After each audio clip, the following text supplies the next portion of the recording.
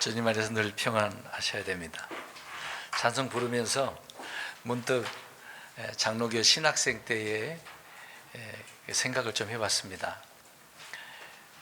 신학교 가서 열심히 배우려고 빠지지 않으려고 했었습니다. 뭐 한 번도 빠진 적은 없지만, 근데 빠지면 그 시간이 지금처럼 뭐 영상으로 녹화돼서 유튜브에 올려서 볼 수 있으면 좋겠지만, 그때는 그런 일이 없었거든요. 그러니까 빠지면 무조건 손해입니다. 누가 또 알려주지도 않고 또 적었던 노트도 공유하는 그런 부분이 없었기 때문에 빠지면 안 돼요.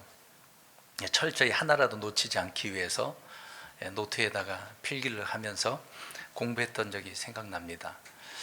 왜 이런 생각이 들었는가 볼 때, 우리가 오늘 예배 초소에 나와서 이제 찬송부는 이제 처음에 찬송부터 시작하지 않았습니까? 그런 우리 주보에 보면 순서가 되어져 있는데, 이런 시간들을 하나씩 우리가 이제 진행을 해 나가는 가운데에 하나라도 놓치지 않았으면 좋을 것 같습니다. 찬송도 정말 마음을 다해서 부르고, 말씀도 귀를 기울여서 듣고, 또 기도할 때도 내가 기도하는 것처럼 그렇게 모든 시간을 내가 함께 참여하는 일원이 되어야 되지 않나 생각이 되어집니다.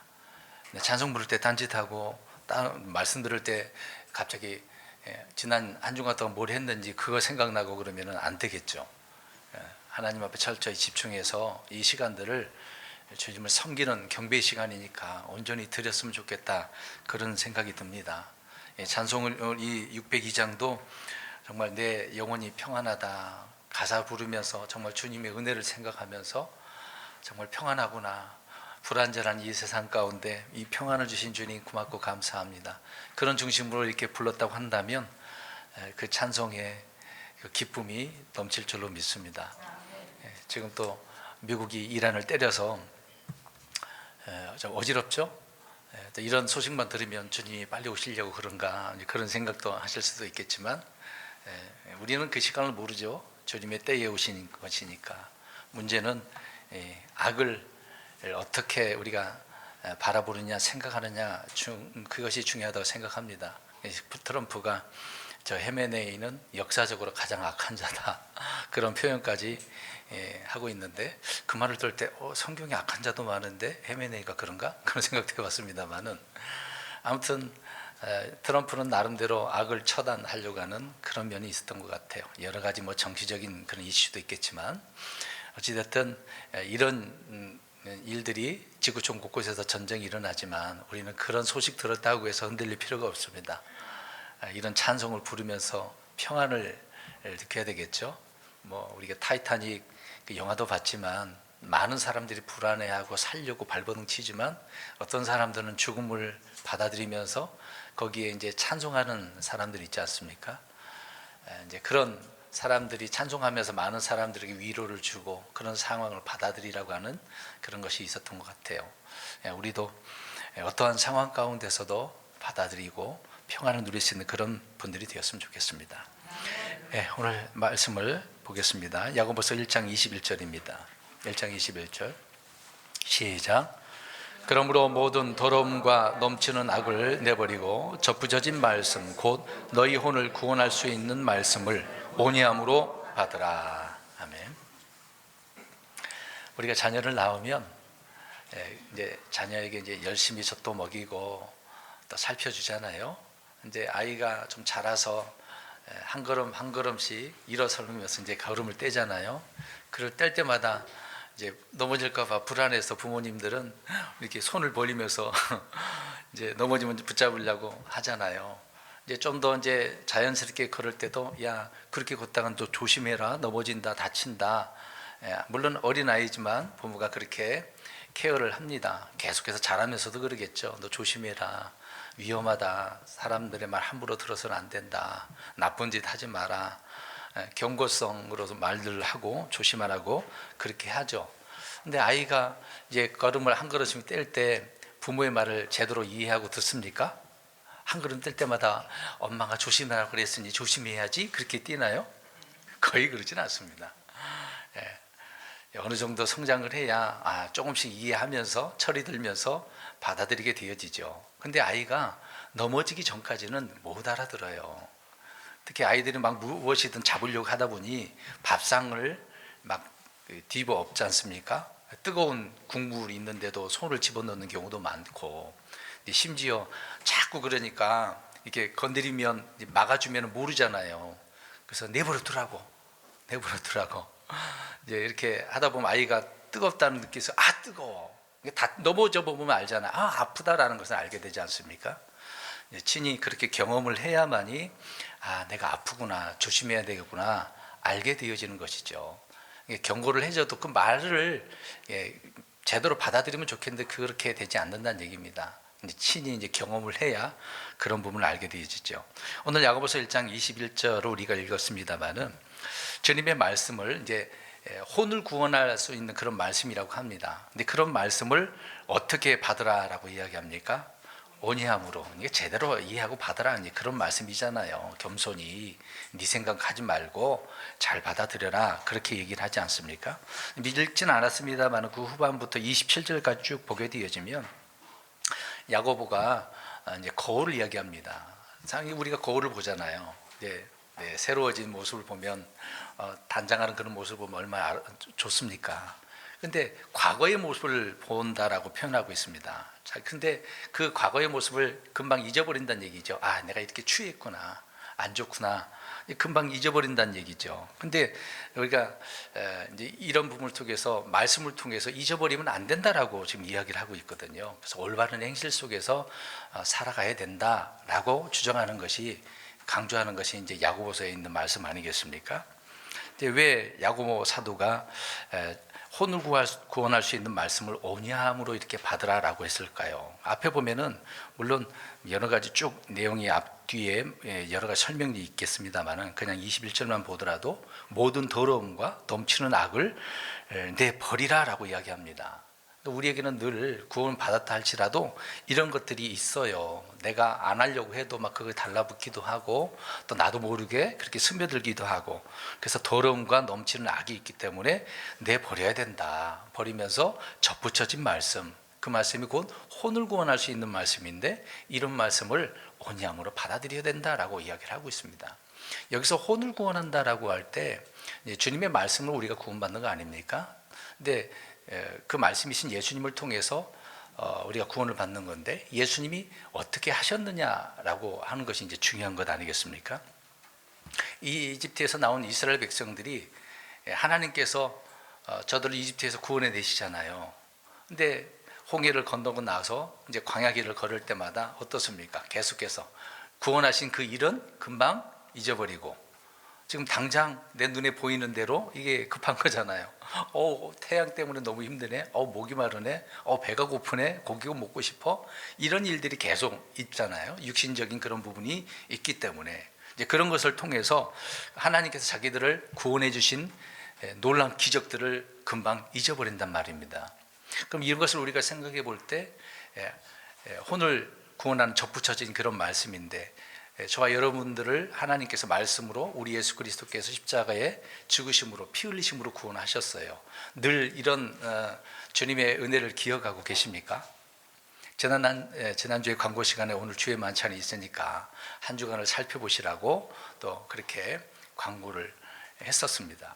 그럼 지난 한 주간이라도 이것을 기억하면서 주님이 내게 어떤 은혜를 이렇게 베풀어 주셨는지 또 생각도 하고 또 묵상도 하기도 하고, 그렇게 하시고 오늘 이 자리에 참석을 하셨습니까? 아니면 아무 생각 없이 평상시에 하던 것처럼 하시고 오늘 이 자리에 나오셨습니까? 어떻습니까?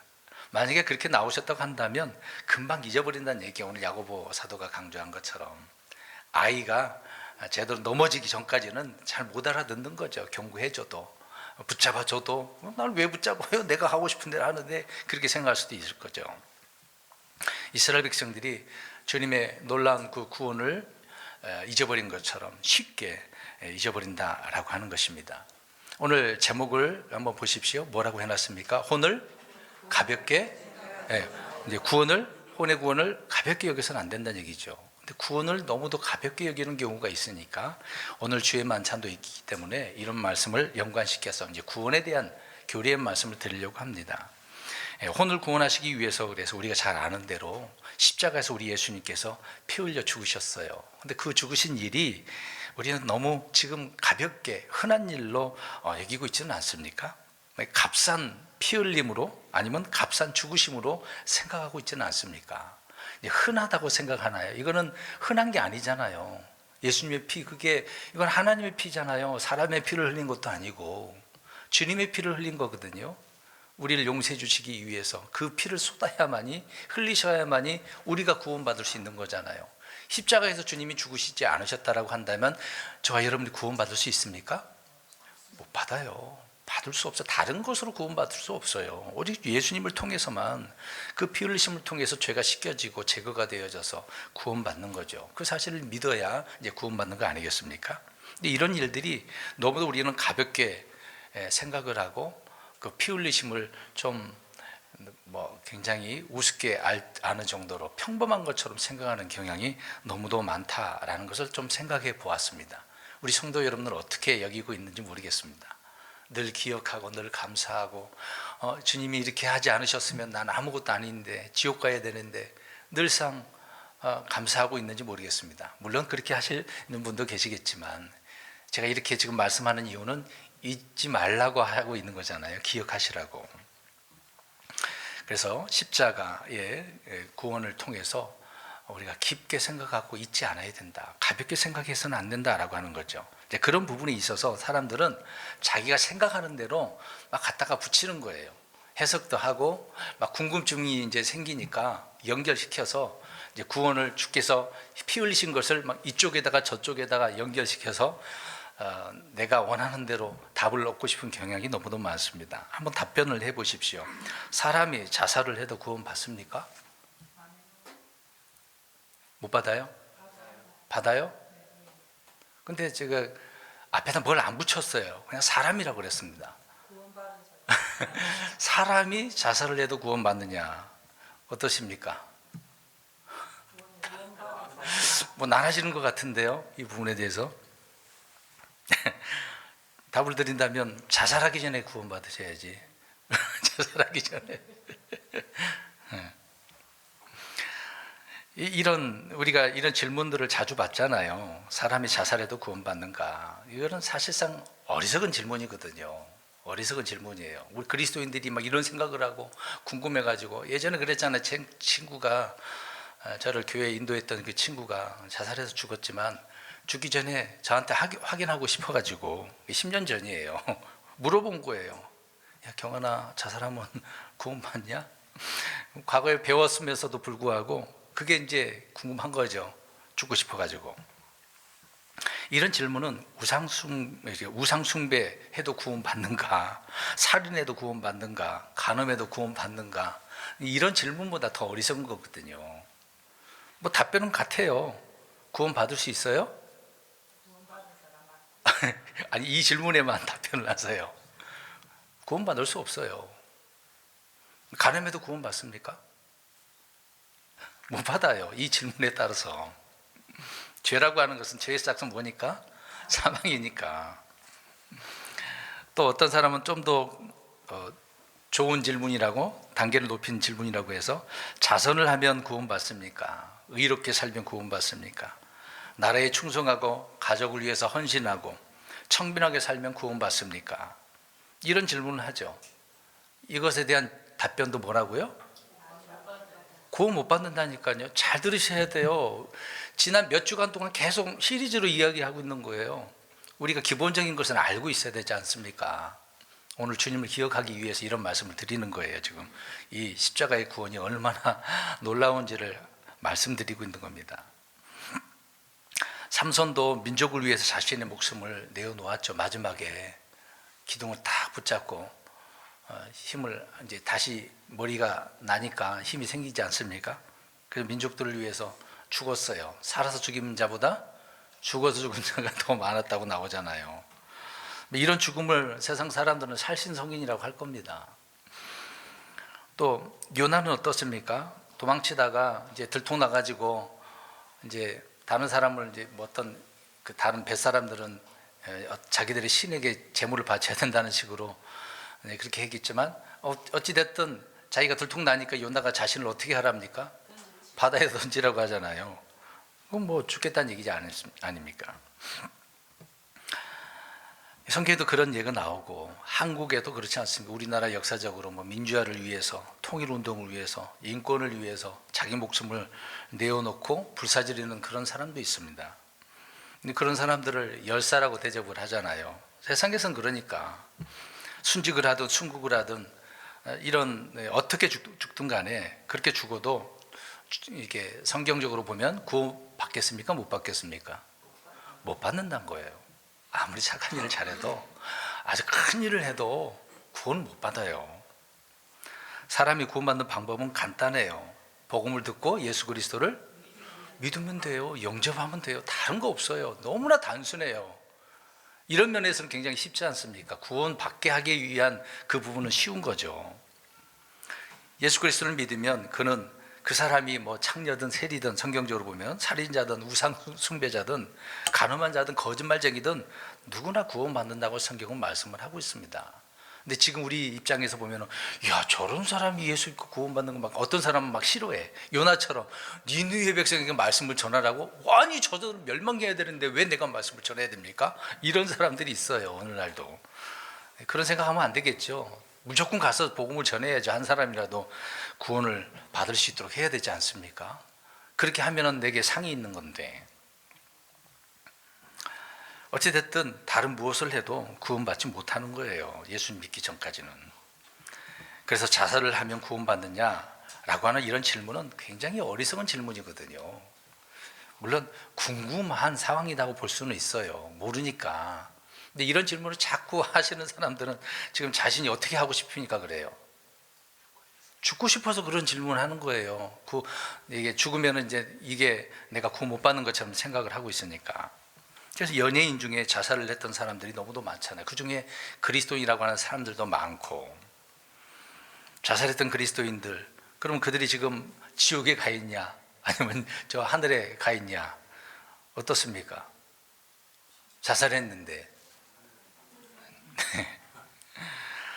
그래서 우리 성도님들은 이런 문제의 답이 성경에 있기 때문에 성경을 바르게 알고 또 우리가 바르게 알아서 선포해야 된다고 하지 않았습니까?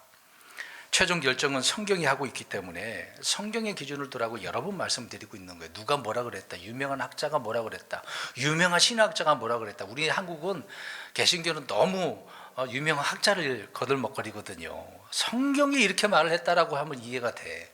네, 신학자 누구가 이렇게 말을 했다 그러면은 누구를 신봉하고 있는 거예요? 사람을 신봉하고 있는 거 아닙니까? 성경에 그렇게 돼 있다고 한다면 되는 거거든요. 근데 이 앞에 제가 자살해도, 사람이 자살해도 구원받는다라고 할 때 이거는 불신자에 대한 부분이거든요. 근데 또 하나의 질문은, 그리스도인들에게 이 질문을 한다라고 한다면 어떻습니까? 구원받은 그리스도인이 자살하면 구원을 잃어버리는가, 어떻습니까? 잊어버리지는 않죠. 그건 명백한 답입니다. 구원받은 그리스도인의 그 생명은 누구 안에 있기 때문에 그래요? 예수님 안에 있어요. 우리는 그 생명, 주님이 주신 생명으로 살아가고 있는 거거든요. 근데 그 주님께서 주신 그 생명을, 그 구원을 누가 빼앗아 갈 수가 있어요? 없어요. 그 어떤 것도 안 된다고 성경은 말씀을 하고 있습니다. 근데 사람들은 그런 말씀들은 생각 안 하고 있는 거죠. 내가 육신의 생명을 끊는다고 해서 그리스도 안에 있는 생명이 없어지지 않습니다. 그리스도 안에 있는 구원, 또 생명책에 있는 이름이 삭제될 일은 없거든요. 한번 그렇게 기록되면 안 없어지는 거예요. 자살하는 순간 마귀는 하나님의 손에서 저와 여러분에게 주신 그 구원, 영원한 생명을 절대로 뺏어갈 수가 없습니다. 이런 확신 속에서 내가 구원받은 사람이라는 것을 알고 살아가야지. 이게 흔들리면 안 되잖아요. 구원과는 그래서 참 중요한 거거든요. 교회에 오면 구원을 물어보고 때로는 간증도 시키는 이유가 있습니다. 저 사람이 정말 구원 받았는가. 주께서 주신 이 생명은 우리 주 예수 그리스도 통해서 오기 때문에 그렇습니다. 육체 생명이 우리의 몸에 피 안에 있다라고 레위기서에 말씀하고 있잖아요. 이건 바로 우리 예수님의 피, 그 일 얘기를 하고 있는 겁니다. 내 피, 물론 내 피가 깨끗해야 내가 살아있는 그런 과정이 되니까. 근데 실제 우리가 영적으로 사는 부분도 예수님을 통해서 우리가 사는 거잖아요. 그리스도가 우리의 생명이니까. 고린도서 3장 3, 4절에 너희는 죽었고 너희 생명은 그리스도와 함께 하나님 안에 감추어져 있느니라. 우리의 생명이신 그리스도께서 나타나실 때에 너희도 그분과 함께 영광 속에서 나타나리라. 우리는 이미 죽었어. 근데 생명은 누구 안에 있다 그래요? 주 안에. 이게 죽었다는 건 죄 가운데 우리는 이미 죽은 자들이에요. 죽었어요. 주께서 또 십자가에서 죽지 않으셨습니까? 그러니까 어느 누가 그 무엇이 그리스도 안에 있는 생명을 빼앗을 수 없다. 전혀 없다는 얘기죠.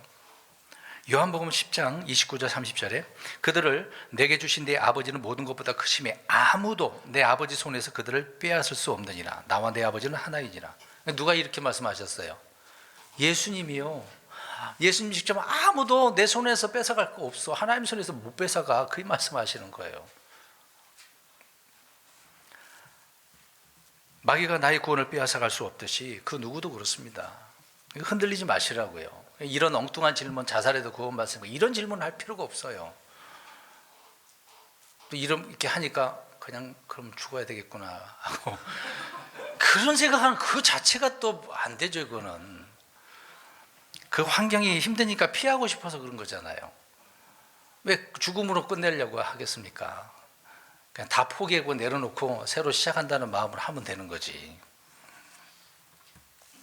구원은 주께서 주셨고 주께서 지키신다라는 것을 알 수 있습니다. 그래서 나의 구원은 하나님께서 성령을 통해서 아예 봉인했다고 말씀을 하고 있는 거예요. 봉인 그러면 누가 뜯을 수 있습니까? 주님 앞에까지는 아무도 못 뜯는 거예요. 우리 성경 읽어보겠습니다. 에베소서 1장 13절. 에베소서 1장 13절. 오늘 혼을 가볍게 여기지 말라는 말씀을 전하는 내용들을 선포하고 있습니다. 에베소서 1장 13절 시작. 너희도 진리의 말씀 곧 너희 구원의 복음을 들은 뒤에 그리스도를 신뢰하였고 너희가 믿은 뒤에 또한 그분 안에서 약속의 저 거룩하신 영으로 봉인되었는데. 성령님을 통해서 봉인됐어요. 성령님 하나님 아니십니까? 마귀가 이거 못 건드려요. 저와 여러분들이 봉인됐는데 누가 건드려요? 취소도 되지도 않는데. 폐기될 수도 없고 취소도 안 된다는 얘기예요. 무조건적이란 얘기잖아요. 이건 무조건적으로 그렇게 된 거예요. 예수를 믿는 순간 나도 모르게 주님이 하신 거라고요. 내가 한 게 아니고. 그래서 로마서 8장 38절에 보면 바울이 우리가 잘 알고 있는 구절이에요. 내가 확실하노니 사망이나 생명이나 천사들이나 권력들이나 권능들이나 현재 있는 것들이나 장래에 있는 것들이나 높음이나 깊음이나 다른 어떤 창조물도 물이라도 우리를 그리스도 예수 안에 우리 주 안에 있는 하나님의 사랑에서 떼어놓을 수 없으리라. 보세요. 사망이나 라고 그랬잖아요. 사망. 죽음이잖아요. 죽어도 떼어놓을 수 없어요. 무조건적이에요. 하나님께 지키신다는 얘기죠. 내가 자살을 하든지 누군가 나를 죽이든지 모든 죽음을 사망이 여기 있다 포함된 그런 내용이죠. 인생의 무거운 짐을 진 사람들은 극심한 그런 고난, 어떤 스트레스, 마음적인 부담이 있으면 그런 생각을, 자살을 하는 생각을 많이 합니다. 안 해본 사람이 어디 있어요? 저도 다 해봤는데요. 다 해보죠. 우리는 그런 상황에서 이런 선택을 실제로 하는 사람들이 많이 있는데 그렇다고 해서 구원을 잃어보지 않는다라고 하는 것입니다. 그런 사람이 있으면 우리는 기도해 줘야죠. 하나님 도와주세요. 저 사람 마음을 고쳐주셔서 올바른 믿음 속에 힘을 얻고 주님 오실 때까지 바르게 살게 해달라고 그렇게 기도해야 되는 건 옳은 건 아닙니까? 그래서 우리 그리스도인들은 구원받은 그리스도인들이 반드시 알아야 될 것이 이 구원, 기독교의 구원 또 그 복음 분명히 알아야 돼요. 종교가 무엇인지 종교하고 그걸 구분을 잘 해야 되거든요. 여기 계신 분들은 종교인이십니까? 주를 믿는 신자들이십니까? 종교인은 어떤 행위적으로 뭘 해야 된다고 생각하는 거죠. 이걸 잠깐 비교해 보면 쭉 많은 내용도 여러 번 말씀드렸던 부분이지만 다시 한번 들어보십시오. 오늘 저는 구원이 굉장히 귀중하다는 것을 우리 성도님들에게 말씀을 드리는 거예요. 그런 것을 알고 주의 만찬에 참여하면서 주님을 기억을 해야지, 이런 것을 잘 제대로 이해도 못하고 확신도 없는 가운데 그냥 빵하고 잠 먹어버리면 무슨 소용이 있겠습니까? 종교와 구원을 한번 비교해서 말씀드릴게요. 종교인들은 구원을 목표로 삼지요. 그래서 구원받으려고 별의별 짓을 다 하는 거예요. 근데 우리 그리스도인들은 구원을 이미 받았으니까 그 구원을 기초로 삼는 거예요. 그게 시작이거든요. 출발이 나는 거죠. 그러니까 또 종교인들은 구원받기 위해서 선행을 합니다. 근데 우리는 구원받았으니까 선행을 하는 거죠. 그게 다른 거예요. 종교는 사람이 만든 거거든요. 근데 그런 구원은 하나님이 주신 거예요. 저와 여러분들이 구원을 선물로 주셨어요. 선물로 주셨으니까 그 선물을 어떻게 해야 됩니까? 받으면 되죠. 왜 거부합니까? 그럼 못 받는 거지 뭐. 종교는 사람이 하나님을 위해, 어떤 신을 위해 무엇을 하는 것이잖아요. 근데 구원은 하나님께서 사람을 위해 무엇을 한 거죠. 우리 주님께서 십자가에 어떻게 하셨어요? 자신을 내어주시고 죽으신 거예요. 하나님께서 하셨다고요. 우리가 하는 게 아니라. 종교는 사람이 하나님을 찾아 나서는 구도의 과정이에요. 하나님 여기 계신가? 저기 계신가? 저기로 가야 구원받나? 그게 종교거든요. 근데 구원은 하나님께서 잃어버린 자를 찾아오셨어요. 저와 여러분들 말씀으로 찾아오신 거죠. 우리가 찾아간 게 아니지 않습니까? 또 종교는 자기 자신의 의의를 쌓아가는 거예요. 내가 이렇게 쌓으면 하나님께서 인정하고 나에게 구원을 주시겠지. 그게 종교거든요. 근데 구원은 하나님이 주신 의의를 그냥 받는 거예요. 아까 선물을 받는 것처럼. 오늘 뭐 가톨릭이 그랬다고 한 거죠. 개신교가 그런 경우가 얼마나 많습니까? 열심히 지성이면 감천식으로 뭘 해야 구원받는다고 생각을 해요. 잘못된 거죠. 종교는 사람을 변화시키지 않습니다. 그런데 구원은 구원받게 되어지면 변화가 돼요. 겉모습은 육신엔 좀 차서 복종시키는 일이 있겠지만 내 안은 날로 어떻게 된다 그래요? 새로워진다고. 이게 놀랍지 않습니까? 종교는 겉모습을 바꾸는 거예요. 그래서 외적인 그런 변화로. 바리새인들이 얼마나 그랬습니까? 외적으로 좋은 모습을 보이려고. 소용없죠. 그러나 구원은 내적인 변화이거든요. 내 안이 막 달라지는 거예요. 속을 단장하는 거죠. 종교는 행위를 강조하지만 구원은 행위가 아니라 존재 자체, 내가 어떤 사람이냐, 그걸 말씀하고 있습니다. 여러 가지 것들이 있는데 더 말씀드릴 수는 없겠네요, 시간상. 어찌됐든 종교와 구원을 정확하게 구분을 하고 내가 어떤 사람인지를, 내 존재를 인식하고 있어야 된다, 그 말씀을 드리는 거예요. 그 다음에 또 질문들이 있을 겁니다. 내가 구원받은 것을 어떻게 그러면 알 수 있습니까? 우리 성도 여러분들 구원받은 거 어떻게 알 수 있어요? 누가 물어볼 거 아니에요. 당신 구원받았는데 어떻게 알 수 있어요? 그렇게 물어볼 거 아닙니까? 그럼 어떻게 답변을 해줘야 돼요?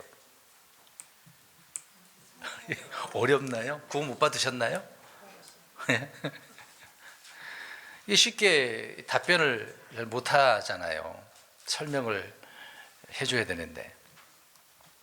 저와 여러분이 언제 어떻게 무엇을 믿었는지만 정확히 알면 돼요. 복음을 듣고 예수 그리스도를 영접한 거잖아요. 내 죄가 무엇인지를 알고, 내가 이런 죄인이구나, 예수님께서 내 죄를 용서해 주시려고 십자가에 죽으셨구나, 이거 정확히 알면은 어렵지가 않은 거거든요. 복음을 듣고 마음으로 믿었다고 한다면 그 즉시 구원받았으니까 난 예전에 그렇게 구원받았어, 말씀을 듣고 그렇게 구원받았다고 말해주면 되는 거잖아요. 근데 사람들은 어떤 교리를 깨닫는 그런 순간이고 눈물을 펑펑 막 흘렸고 뭔가 체험을 했고, 어떤 구원파 같은 경우는 성경 구원 구절하고 상관도 없는데 그 말씀을 통해서 구원받았다 그러고, 그러면 안 되는 거죠. 어떤 이성과 감정으로 우리가 구원받는 게 아니거든요. 기록된 말씀이 그 사실을 우리에게 알려주기 때문에 그 말씀을 통해서 우리가 확신을 얻는 겁니다. 그래서 저는 늘 강조하는 거예요. 말씀이 기준이라고. 누가 물어보면 우리 친척이 그런 말씀 전해갖고 나 교회 가서 구원받았어, 그러면 안 되잖아요. 말씀을 듣고 그 말씀이 어떤 말씀인지 명백하게 이야기해 줘야죠. 오늘 이따가 노방전도 할 텐데 알고 바르게 전해야 되지 않겠습니까? 어렵지 않습니다. 또 내가 어떤 죄를 지으면 구원을 잃어버리지 않습니까? 아까 뭐 자살 뭐 그런 얘기 했지만 또 믿는 자가 죄를 지어요. 여기 계시면 죄 지어요, 안 지어요? 안 짓는 사람 없어요. 구원 받았는데 의인이면서도 죄인이에요. 죄를 짓고 살아요. 늘 육신적인 행위가 얼마나 하나님 앞에 부끄러운 행위로 살고 있지 않습니까? 흔히 이런 질문을 하는 거예요. 죄를 지으면 어떻게 하지? 또 구원을 잃어버린 게 아닌가? 막 불안해하잖아요. 이거는 성령님의 역사가 아니라 마귀의 역사예요. 성령님은 평안을 주신다. 오늘 평안 노래 불렀잖아요. 평안을 주는데 마귀는 평안이 아니라 뭘 줘요? 불안을 줘요. 너 그렇게 죄 졌으니까 너 구원 잃어버린다? 막 괴롭히는 거거든요. 검사 역할을 하는 거예요. 너 죄인 됐네. 너 큰일 났다. 너 큰일 났다. 너 끝났어. 이런 식으로 계속 이게 마귀가 하는 거거든요. 근데 그러니까 마귀의 음성을 들으면 안 돼. 성령님께서 우리에게 주시는 생명의 말씀을 들어야지요. 그래서 자살을 해도 구원을 잃어버리지 않는가? 살인과 간음을 해도 구원을 잃어버리지 않는가? 이거에 대한 답은 뭐예요? 구원을 잃어버려요? 그리스도인은 구원받은 자는 안 잃어버리는 거죠. 그러니까 처음 질문과 두 번째 질문을 잘 이해를 해야 돼요. 우리 디도서 3장 5절 가서 보겠습니다. 디도서 3장 5절. 구원은 행위와 상관없어요. 예수 그리스도를 믿음으로 구원받는 거죠. 디도서 3장 5절입니다. 시작. 그분께서 우리를 구원하시되 우리가 행한 의로운 행위로 하지 아니하시고 자신의 국일에 따라 다시 태어나심과 성령님의 새롭게 하심으로 하셨으며. 의로운 행위로 하지 않는데요. 우리가 행한 그 행위가 의롭다고 많은 사람들이 하나님 앞에 나 이거 했는데요, 저거 했는데, 바리새인들처럼 11조 바쳤는데요, 금식했는데요. 그럼 뭐 그게 어쨌다고? 그걸로 구원받는 게 아니거든요. 구원은 행위야. 그래서 상관없다. 에베소서 2장 8절과 9절에도 너희가 믿음을 통해 은혜로 구원받았느니 그것은 너희 자신에게서 난 것이 아니요 하나님의 선물이니라. 행위에서 난 것이 아니니 이것은 아무도 자랑하지 못하게 하려 함이라. 내 행위면 누군가는 자랑을 하겠죠. 하나님의 선물로 우리가 구원받은 거예요. 어떤 죄가 우리의 구원을 빼앗을 수가 있는가? 없죠. 막 있다고 한다면 그것 때문에 어떻게 삽니까? 유지할 수도 없는 거죠. 여러분, 예를 들어서 아담은 처음에 완벽하게 완전한 사람으로 지음 받았잖아요. 그런데 어떻게 했습니까? 에덴 동산에서 죄를 지었잖아요. 그래서 에덴 동산에서 쫓겨났지 않습니까? 노아는 어때요? 성경에 아직 기록이 되어져 있어. 아예 완전한 사람이라고 되어져 있어요. 그 당대 다른 사람은 다 악한 자들인 태발인데 노아는 완전한 사람이라고 되어져 있어. 근데 그 사람이 어떻게 됐습니까? 노아가 죄를 지었잖아요. 이제 기후 변화에 의해서 포도주 과거에 먹었던 것이 이제 약간 변하니까 술이 되어 있어서 취해버리고 그런 일이 있죠. 다니엘도 그렇고 모세와 여호수아는 어떻습니까? 영웅들이고 믿음의 본을 보인 그런 사람들이잖아요. 그런데 그들도 역시 죄를 지은 사람이에요. 삼손은 말할 것도 없죠. 이제 사사인데도 불구하고 좋은 모습은 없습니다. 그럼에도 성경은 믿음의 사람이라고, 믿음의 영웅이라고 나오는 거죠. 롯은 어떻습니까? 우리가 잘 알고 있는 아브라함의 조카 롯은 어떤 사람이에요? 아니, 신약에는 그렇게 말을 하고 있는데 구약의 창세기를 보면은 정말 형편없어요. 정말 믿음 없는 사람이에요. 근데 신약에 와서 롯을 의로운 사람이라고 말하고 있지 않습니까? 아나니와 삽비라는 어떻습니까? 성령을 속였어요. 근데 그 죄로 이제 바로 죽었거든요. 즉사했어요. 근데 이 사람들은 어떻습니까? 그렇게 죽어도 구원받은 사람이거든요. 데마 같은 사람은 어떻습니까? 세상을 사랑해서 바울을 떠났거든요. 근데 물론 나중에 다시 돌아와서 복음을 전한 사람이긴 합니다만은 세상이 좋아갖고 떠나버리면 구원 못 받는다. 그렇게 말해보면 안 된다는 얘기죠. 우리는 성경에서나 교회에서 있으나 우리가 직면하고 있는 모든 환경을 통해서도 보면 구원은 절대 사람의 행위와 상관없이 믿음으로 구원받는 사실. 구원받으면 잃어버린다, 잃어버리지 않는다. 잃어버리지 않는다. 로마서 6장 23절에 죄의 삭슨 사망이나 하나님의 선물은 우리 주 예수 그리스도 통해 얻는 영원한 생명이다라고 말씀하고 있습니다. 선물이라는 얘기죠. 선물. 잘못된 질문을 또 한번 보면 구원은 점진적으로 완성해 가는 그 과정이 아닙니까? 어떻게 단숨에 구원을 받을 수 있겠어요? 이게 가장 많은 사람들이 궁금해 할 거예요. 샤머니즘에 빠진 사람들은 열심히 교회에 다니면 헌금 열심히 잘하면 구원받는다고, 그렇게 해야 구원받는 생각하니까 점진적으로 그렇게 돼야 된다고 생각하고 있는 거죠. 우리가 성경도 잘 봐야 되는 거예요. 예전에 본 성경은요, 구원에 이르도록 자라게 하려 함이라고 그랬어요. 자라나야 된다는 얘기죠. 그럼 구원받으려면 얼마나 자라나야 될까요?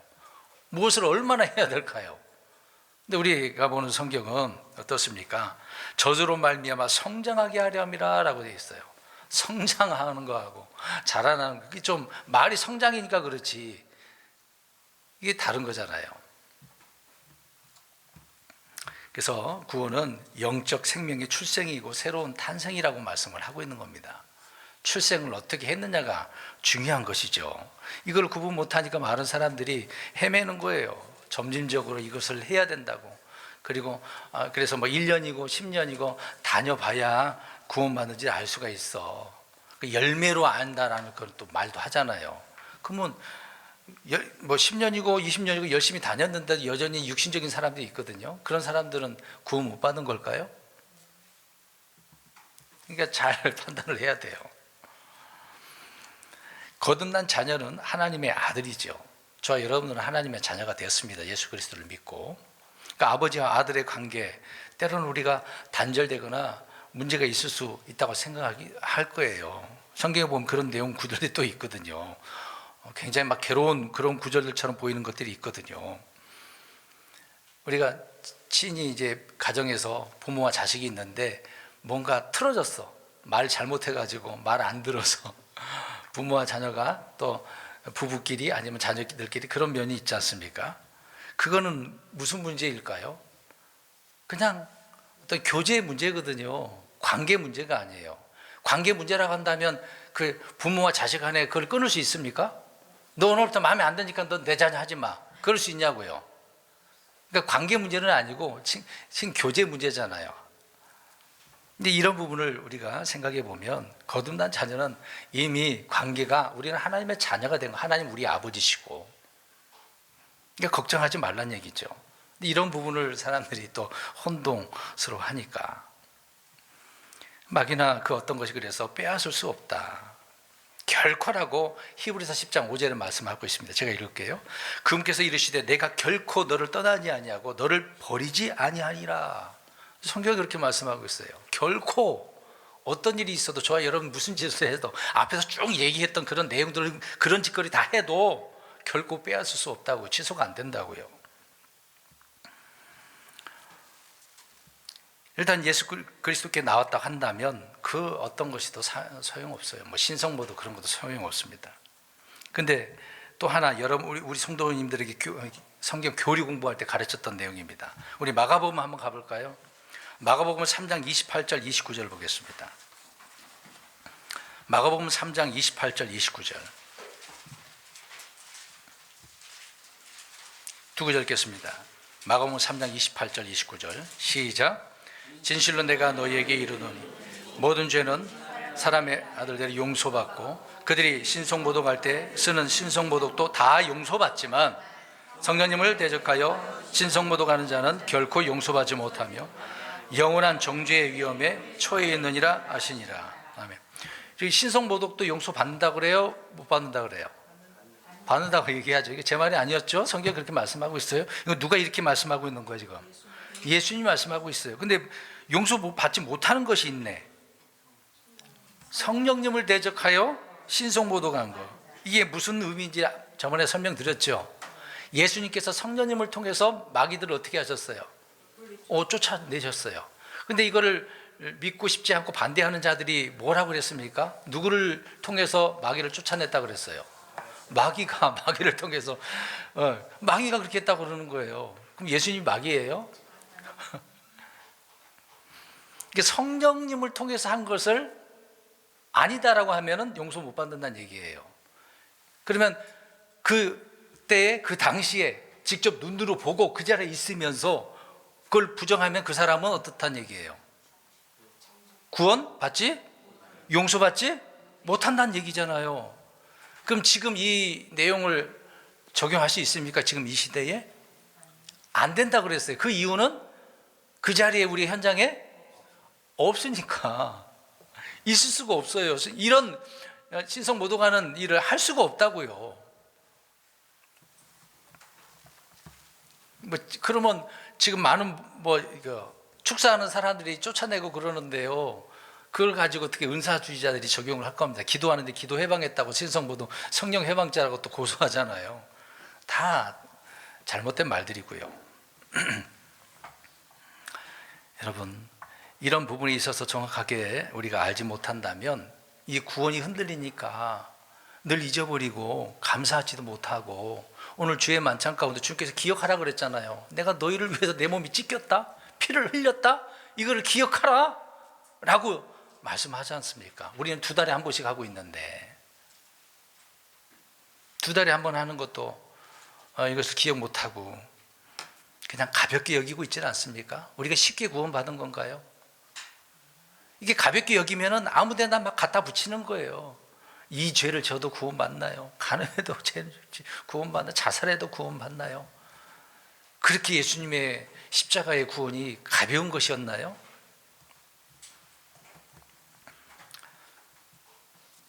요한 1서에도 보면 사망에 이르는 죄를 짓는 사람이 있어요. 사망에 이르는 죄. 이게 무슨 죄일까요? 사망에 이르는 죄가 있대. 그리스도인들도 죽는 죄가 있다는 얘기예요. 올바르게 살지 못하면, 바르게 살지 못하면 죽을 수 있대요. 우리의 생명, 죽을 수 있는 거예요. 안 죽고 우리가 하늘나라에 올라가는 휴거되는 부분도 있겠지만 그러기 전에 그렇게 죽을 수도 있어요. 잘못하면. 요한일서 5장 16, 17절에 어떤 사람이 자기 형제가 사망에 이르지 아니하는 죄를 짓는 것을 보거든 그는 간구할 것이요, 그러면 그분께서 사망에 이르지 않는 죄를 짓는 자들을 위해 생명을 그에게 주시리라. 사망에 이르는 죄가 있는데 나는 그가 그것으로 인해 기도하라고 말하지 아니하노라. 모든 불의가 죄이지만 사망에 이르지 아니하는 죄가 있느니라. 사도 요한이 이렇게 말씀하고 있습니다. 또 고린도서에 보면은 또 아나니아와 삽비라가 또 나오지 않습니까? 사도행전을 기록도 하고 있지만 이 사람들은 이 아나니아와 삽비라는 사망에 이르는 죄였어요. 왜요? 어떻게 했기 때문에 그래요? 이들이 성령님을 속였어. 성령님 속이고 또 계속 거짓말을 했어요. 그러니까 어떻게 됐어요? 죽었어요. 근데 이들은 여전히 어떤 사람이었어요? 구원받은 그리스도인이었어요. 저희 여러분들도 사망에 이르는 죄로서 죽을 수가 있어요. 구원을 받았는데 그건 취소가 안 되지만 죽을 수 있다고. 이 목숨이 죽게 될 수도 있다고요. 바르게 살지 못하면. 이 구원을 제대로 우리가 생각하지 못하고 그 은혜에 대한 부분을 잊어버리게 되어지면 이런 죽음에 이르는 죄 가운데 살 수 있는 거예요. 그래서 죽을 수 있습니다. 많은 사람들이 죽는 경우도 있죠. 고린도 교회 성도들이 그렇게 살았습니다. 주님의 몸을 분별하지 못해서, 그래서 주의 만찬도 조심하라고 하지 않았습니까? 주의 만찬도 우습게 알고 분별하지 않고 먹고 마시다가 죽기도 하고 병도 들었다고 나오는 거예요. 이게 우습게 생각하죠, 여러분. 주의 만찬 할 때마다 저는 굉장히 고민스럽습니다. 저 자신도 그렇고요. 행실이 올바르지 않은 가운데에 이걸 먹고 마시고 아무렇게나 생각을 해버리면 안 된다는 얘기죠. 이렇게 얘기하니까 야, 죽는구나, 조심해야 되겠구나, 다음부터 그러면 안 되겠구나, 그런 생각을 하고 계십니까? 얼마나 심했으면 바울 사도가 고린도 교회 성도들 몇 명이 있잖아요, 죽여주시도록 저 사탄에게 되어주는 그런 기도까지 합니까? 그건 무슨 죽음이에요? 육체의 죽음인 거죠. 사탄은 하나님의 허락하에 구원받은 성도들의 몸을 병들게 할 수도 있어요. 죽일 수도 있어요. 성경 그렇게 얘기하니까. 이제 이런 죽음을 당하면 얼마나 불쌍한 겁니까? 그리스도인으로서 잘 죽어야지. 자, 옆 사람하고 우리 잘 죽자. 죽어도 잘 죽어야죠. 이런 비참한 죽음 받으면 어떻습니까? 교통사고 나가서 죽고, 병들어서 죽고. 죽어도 잘 죽어야죠. 근데 마귀가 그렇게 해서 죽으면 안 되지. 물론 육신이 내가 병들 수도 있어요. 근데 마귀가 그렇게 해버린다고 한다면 정말 비참한 거죠. 부끄러운 거거든요. 본인은 알 거예요. 다른 사람들은 모르지만 본인이 뭘 잘못해갖고 병들 수도 있거든요. 또 성경에 읽다 보면 구원을 잃어버릴 것 같은 그런 구절들이 굉장히 많이 나오는 것처럼 보입니다. 근데 그거는 마태복음, 사복음서, 사도행전 과도기거든요. 과도기에 있는 것을 적용을 바로 해버리니까 문제가 생기는 겁니다. 그래서 우리는 바울 서신을 잘 봐야 되는 것이거든요.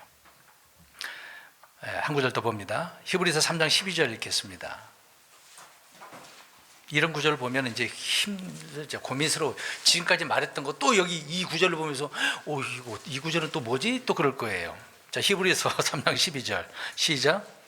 형제들아 너희 가운데 어떤 사람에게 믿지 아니하는 악한 마음이 있어 살아계신 하나님을 떠나는 일이 생기지 않도록 조심하라. 자, 조심하라 그래서 떠나는 일이 있으니까 조심하라 그랬어요. 4절 읽어봅니다. 시작. 4절. 죄송합니다. 히브리서 6장 4절. 3장 4절이 아니고 6장 4절입니다. 히브리서 6장 4절부터 6절인데 자, 읽어봅니다. 시작.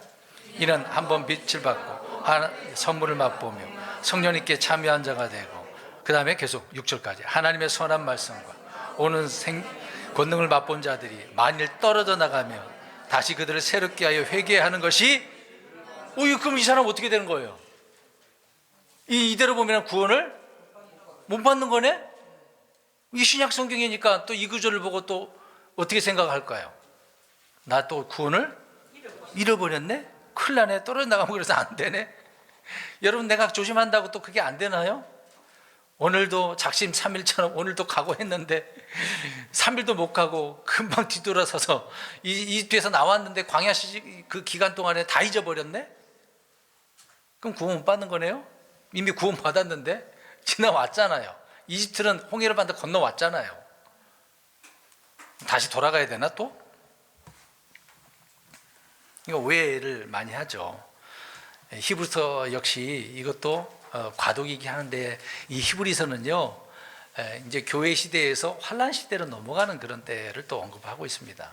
교회적인 말씀도 있지만 대부분 유대인들을 향하여 또 그런 교리적인 말씀이 있는 거죠. 이제 그런 부분을 또 배워서 이해를 해야 됩니다. 그러니까 이런 성경 구절을 읽을 때마다 구원에 대한 부분을 확실하게 해두어서 흔들리지 마시라고요. 이 구원을 가볍게 여기면 막 고민스럽거든요. 스스로가. 그러니까 확실하게 세워둬야 되겠죠. 고린도전서 12장 27절에 그런데 너희는 그리스도의 몸이요 개별적으로 지체들이니라. 개별적으로 지체들이라고 되어 있어요. 근데 보세요. 여기 보세요. 금방 읽었잖아요. 떨어져 나갔다고 그래요. 오른팔에 떨어져 나갔다고 생각을 해보세요. 근데 저와 여러분은 누구의 몸이에요? 주님의 몸이잖아요. 몸된 교회인데 주님의 몸이잖아요. 그럼 예수님의 몸이 하나 떨어져 나갔네? 그럼 예수님의 몸은 어떤 상태가 된 거예요? 이게 맞냐고요. 그러니까 성경을 잘 이해하라고 말씀을 드리고 있는 겁니다. 제가 오늘 왜 우리 성도님들에게 이런 말씀들을 쭉 하고 있는 거겠습니까? 오늘 제목처럼 구원을 가볍게 여기지 마시라고요.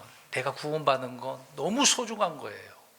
주께서 십자가에서 죽으시고 피 흘리시는 거 정말 귀한 거예요. 그 어떤 것도 내 피로도 안 돼. 많은 짐승의 피로 깨끗한 피로 해도 소용없어. 주님의 피가 아니면 안 되는 거거든요. 얼마나 값진 건데요. 이런 값진 것을 통해서 우리가 구원받도록 한다면 찬송 하나 막 간절한 가운데 찬송을 하겠죠. 말씀을 들을 때도 이 하나하나가 정말 은혜가 되고 나에게 생명이 되고 내 삶의 능력이 되는 말씀이라고 한다면 그냥 지나칠 수는 없잖아요. 그래서 제가 처음에 신학교에서 모르니까 그 당시 뭘 얼마나 알겠어요. 성경도 제대로 읽지도 못하고 신학을 했는데 얼마나 많이 알고 그러겠습니까? 너무도 모르니까 목사님들이 교수님들이 가르쳐준 거 하나라도 놓치지 않으려고 정말 그랬거든요. 근데 우리는 오늘 이 시간도 가볍게 여기고 있지는 않습니까? 주님의 은혜는 가벼운 은혜가 아닙니다. 정말 귀한 거예요. 그 누가 뭐라 그래도 이걸 바꿀 수 없는 아주 귀한 것입니다. 우리는 어떤 감정 소용없습니다. 느낌 그게 먼저가 돼서는 안 돼요. 팩트 사실이 먼저고 그 말씀을 통해서 우리가 믿게 되어지는 거고 그 말 믿게 되니까 많은 부분에 있어서 경험을 하고 느껴지는 거죠. 순서가 그렇게 돼야 되거든요. 근데 먼저 뭔가 느끼려고 보려고 경험하려고 소용이 없는 겁니다. 구원에 관한 교리를 바르게 그래서 이해할 필요가 있기 때문에 오늘 주의 만찬을 우리가 행함으로써 바르게 이해하면서 이걸 기억하자, 소중히 여기자라고 하는 것입니다. 우리 예수님께서 십자가에 죽으심으로 주신 그 구원을 우리는 내 편리를 위해서 내 마음대로 해석해버리고 그렇게 아무렇게나 전락시켜버리는 일이 있어서는 안 되는 거죠. 빵을 하나 먹을 때, 포도즙을 또 마실 때 주님의 말씀을 음성을 되새기면서 하나하나씩 기억하고 주님께서 나를 위해서 이런 일을 하셨구나, 하나님이 행하신 일들이 얼마나 놀라운가를 고백을 하셔야 되는 겁니다. 그렇다면 이 시간이 은혜와 감동의 시간이 되는 것이고 또 하나님께서 얼마나 기뻐하시겠습니까? 나를 기억하라 그래서 기억하면서 그렇게 우리가 행했다고 한다면 주님이 기뻐하시죠. 기억하라고 그랬는데 기억도 안 하고 이 자리에서 빵도 먹고 포도즙도 마신다면 주님께서 좋아하지는 않으실 거예요. 기뻐하지 않으실 겁니다. 우리는 주님의 기쁨의 자녀이니까 말씀대로 이 기쁨을 위해서 그렇게 살아가는 저와 여러분 되시기를 주의